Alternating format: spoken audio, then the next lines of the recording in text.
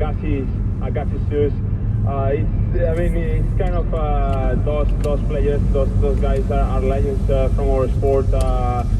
I can't say that I look up to him because I didn't watch, them play.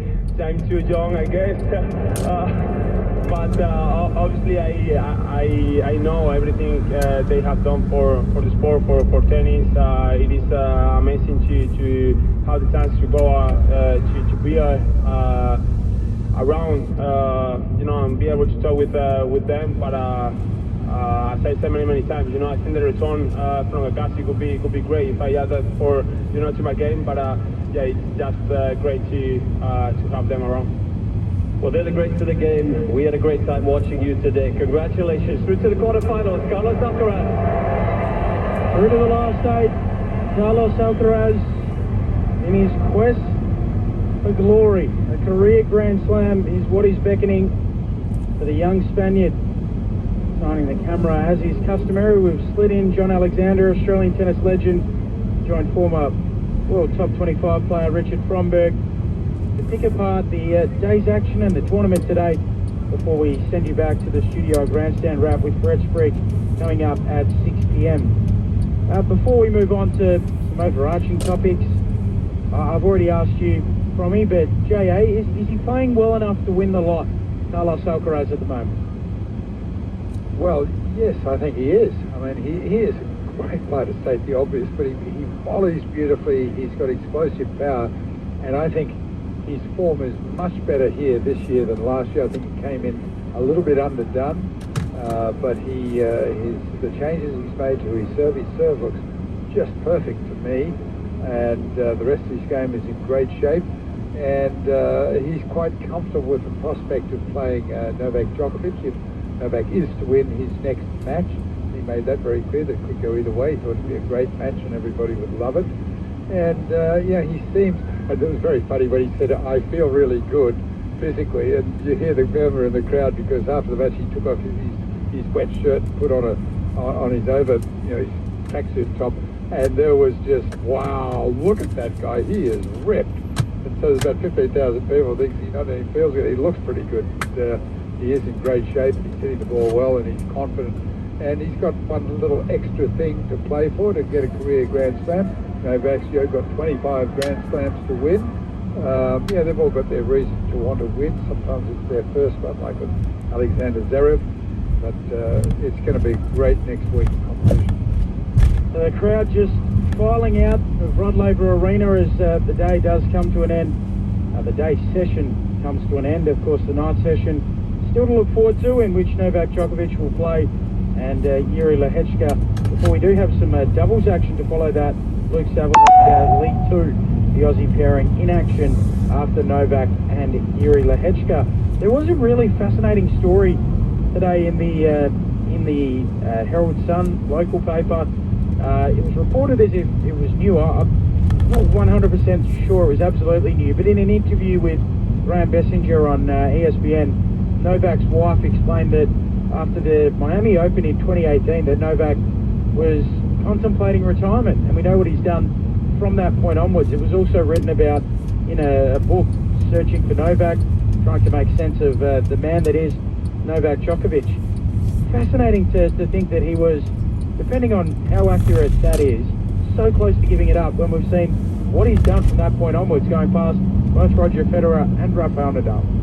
And you've got to think you're a bit unlucky for Roger Federer and Rafael Nadal that he did make a comeback and then surpassed them. But it followed surgery on his elbow, where he did poorly here. And then what he said, I had a shocking loss in Miami. And in that moment of dejection, he thought, oh no, I'm 30 years of age, I've had enough, I've had a great career, and I'm going to give it away. And then they went away on a family holiday, and he started playing tennis with his kids and just seeing their joy of playing tennis. And then he's called up his coach and said, no, I'm ready to go again. And he then wins Wimbledon a few months later. And that's the beginning of the end for everyone. Buying it from me? Oh, well, I also think that a great player like Novak is just not used to losing.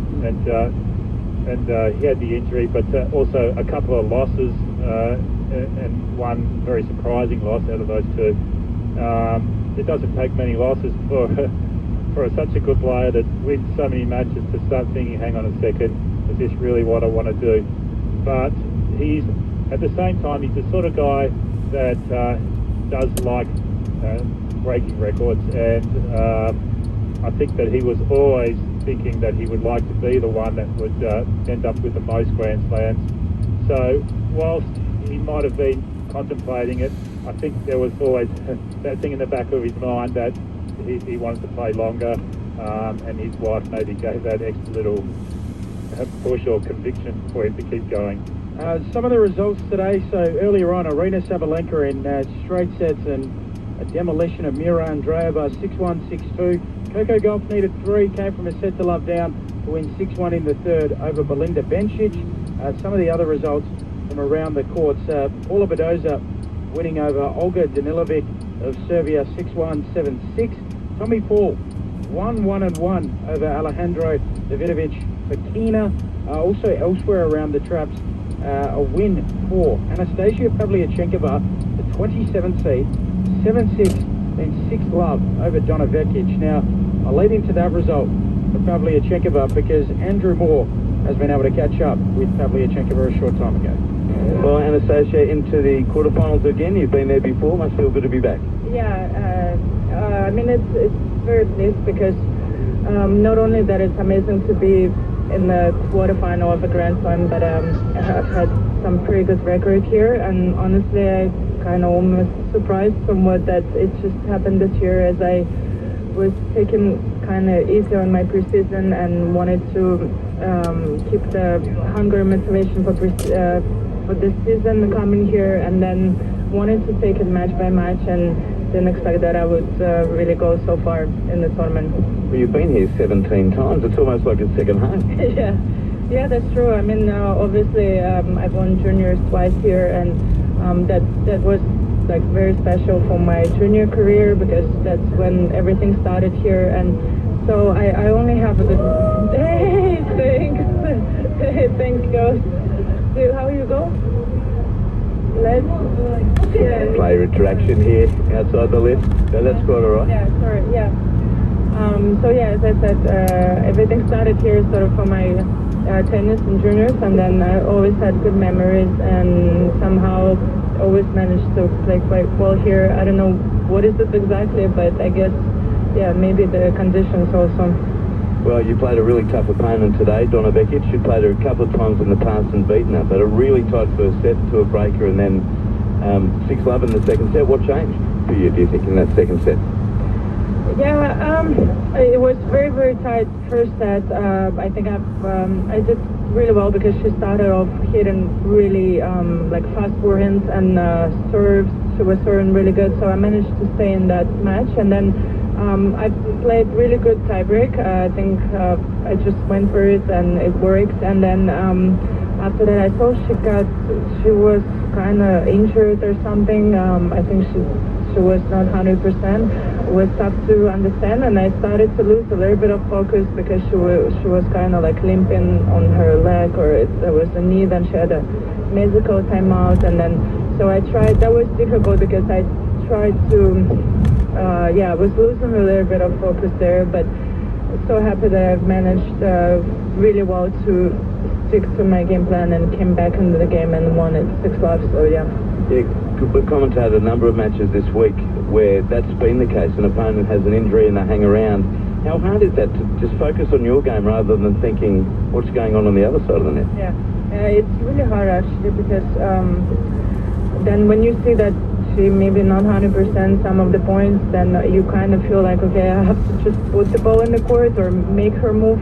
I was my first thought, like, okay, I got to make her move and maybe some drop shots. And then it's also tricky because you're not really focused on your game plan and continue hitting the ball or something. You're just like trying to, okay, 1-2 balls in the court and let's hope she kind of, so then I was always pulling me back into this, okay, focus, like as she was like completely fine 100%, and that's how I took it in the end.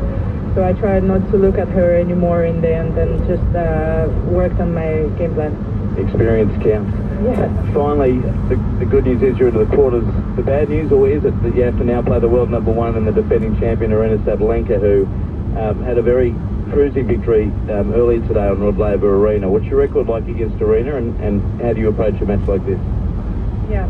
I actually heard that I had a good record against her, but I don't really remember exactly where we played. I only remember last match I beaten her 3 sets in the 2021 French Open when I made final. And but I think I don't know if that really counts as it was 4 years ago. And I think she's definitely a different player now. She's proven that in the last 2 or 3 years. I mean, she's a very powerful player. She serves really good, so I think I have to be like super sharp and focused and try to execute my aggressivity as well. Well, congratulations on what you've done so far. Good luck in a couple of days. Thank you. There is Anastasia Pavlyuchenkova with Andrew Moore. She will play Arena Sabalenka, as you heard there. The other quarterfinal that has already been settled, Coco Gauff against Paula Badoza. So those matches to look forward to. That is the top half of the women's quarterfinals draw. The men's still to be sorted out, with only a couple of players advancing that far.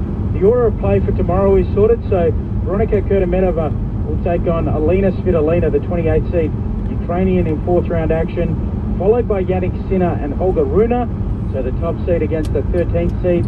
And then at night, Eva Lees, the lucky loser out of Germany, who has completed the first in the Open era as a lucky loser to make it through the 4th round. She will take on Iga Swiatek, the Polish 2nd seed. How good a story is that?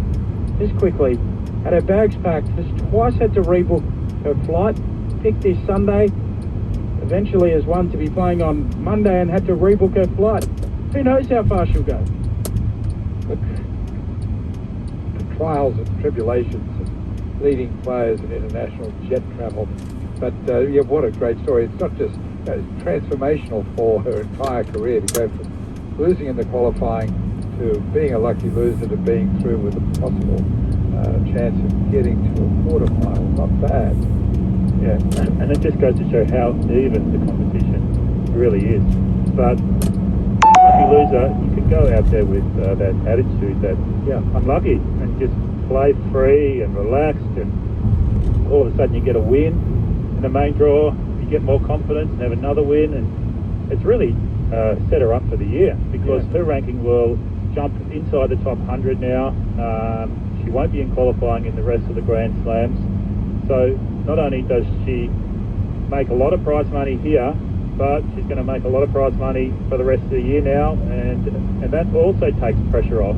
There's less pressure in trying to make yourself a living, and there's more focus on just winning matches. So she's in a good situation for the rest of the year now. It does show you how level it is. I totally agree with that. She was knocked out in qualifying by Destiny Ayava, so all of a sudden she's through to the 4th round. It proves, playing with house money, like you said as well, Promi, that just very relaxed, swinging from the hip and coming up with a few aces. Eva Lees. Also the night match tomorrow, so Alex de Minaur, second up on Rod Laver Arena, takes on the big serving American, Alex Michelsen. He might have something to say about Alex de Minaur advancing to the quarterfinals. He is a part of that American revival that we have seen throughout this Australian Open in both the men's and the women's. J.A., solid day. I'll see you tomorrow. We've got a big day on Rod Laver Arena. Always great to be with you, Ben. And Richard, I remember your challenge round in Florida. You played great against Michael Chang and Andre Agassi. That's right. Beat Chang and took Agassi to 5, if I recall. My first Davis Cup tie. And it was a beauty. You were just 19, weren't you? 20, yeah. 20. Yeah, but you were tall for your age. Thanks to you as well, Promi. Great work as always. There it is. Coming up, we've got the 9th session. If you wish to listen to that, you can always find the tennis on the ABC Listen app. Just click on the tennis toggle to find all of the action. But coming up next, Brett Sprigg is going to bring you up to date with everything happening in the world of sport.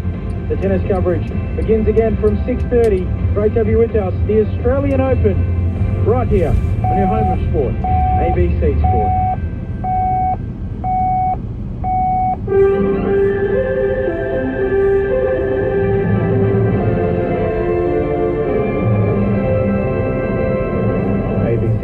with Tim Wooten. The much-anticipated ceasefire in Gaza has been delayed after Hamas failed to provide a list of the first Israeli hostages to be released. Correspondent Lauren Day reports from Jerusalem. The 6-week truce was due to begin at 8:30 a.m. local time, but IDF spokesman Daniel Hagari says it will continue to attack Gaza until Hamas provides a list of the first 3 hostages it will release. Hamas blamed the delay on technical field reasons and confirmed its commitment to the agreement. It's widely expected 3 female hostages will be freed on Sunday afternoon in exchange for the release of around 90 Palestinian prisoners. Israeli forces began withdrawing from parts of Gaza several hours ago, and residents in the enclave have been warned not to approach troops. Lauren Day, ABC News, Jerusalem. Prime Minister Anthony Albanese says communities around the world want the ceasefire in Gaza to work despite continuing tensions in the Middle East. The planned 6-week truce would see hundreds of Palestinian prisoners released in exchange for 33 Israelis held in Gaza. Mr Albanese says he's hopeful about the ceasefire. We want to see hostages released. We want to see a proper aid be able to get to the people of Gaza, and we want Israelis and Palestinians to be able to live in peace and security. Pro-Palestinian protesters say they'll continue to keep marching through Australia's capital cities despite the ceasefire between Israel and Hamas that had been due to take effect today. Costa Aritos reports. This is the 67th pro-Palestine march through Australian cities since the Israel-Gaza conflict began. Today's marches comes hours before a ceasefire comes into effect, bringing a halt to the 15-month war in Gaza after the October 7, 2023 Hamas-led terrorist attacks in Israel. However, in Melbourne, protesters say they will continue to march through city streets. We need to keep marching! The ceasefire agreement contains multiple stages, including the freeing of prisoners by Israel and hostages by Hamas. Tropical cyclone Sean has formed off Western Australia's Pilbara coast and is expected to move west away from the mainland by tomorrow. Authorities are warning residents in Ningaloo, Karratha, Dampier and Exmouth to prepare for potential damaging winds. Ports and national parks in those areas will be closing until the danger passes. Tasmania police say an infant has died and a young child is in a critical condition after a house fire in Hobart this morning. Emergency services were called to the property at Ben Boyd Circle in Roteby shortly after 9 o'clock. An adult and 3 young children were also taken to hospital with non-life-threatening injuries. Inspector Darren Latham says investigations are underway into the cause of the blaze. The fire service did everything they could to put the fire out, and clearly the aim at the time, with the information that we had, well, people were trapped, so that was the aim. Unfortunately, it got to the point where they were unable to put the fire out, and unfortunately a deceased child was found at that time. TikTok has gone offline for most users in the United States hours before a new law banning the platform is due to come into effect because of national security concerns. The disconnection comes after the Chinese-owned short-form video app warned it would go dark on Sunday. The BBC's Lily Jamali reports. TikTok is telling American users that the popular social media platform will be temporarily unavailable. The message has been going out to those logging onto the app ahead of a ban set to take effect on Sunday. It stems from a law passed last year by Congress over concerns that TikTok's Chinese ownership poses national security risks. That law did give the company the option to sell to a U.S. buyer, which it has elected not to do. U.S. President-elect Donald Trump says he is considering a 90-day reprieve for TikTok once he takes office, the day after the law takes effect. Sport now in tennis, Spain's Carlos Alcaraz is through to his second Australian Open quarter-final in Melbourne after his fourth-round opponent, Jack Draper, was forced to retire with injury. The third seed was leading 2-0 when the British opponent, Draper, pulled out. Women's world number one, Aryna Sabalenka, has breezed past Russian teenager Mira Andreeva in their fourth-round clash. The Belarusian took the match from the 14th seed 6-1, 6-2 to secure a quarter-final berth. American Coco Gauff is also through to the last 8 after she downed Switzerland's Belinda Bencic. The women's world number 3 dropped the opening set but then prevailed 5-7, 6-2, 6-1. You're up to date with the latest in ABC News. For more news at any time, you can download the ABC Listen app. I'm Tim Wooten. Who are they? The ones who put others first. The ones who make a real difference. The world can only be a better place The Australian of the Year Awards celebrate the great work and dedicated service of some of our nation's best. What we're trying to do with these little kids is to give them a new life. It's a better life than what they're having at the moment.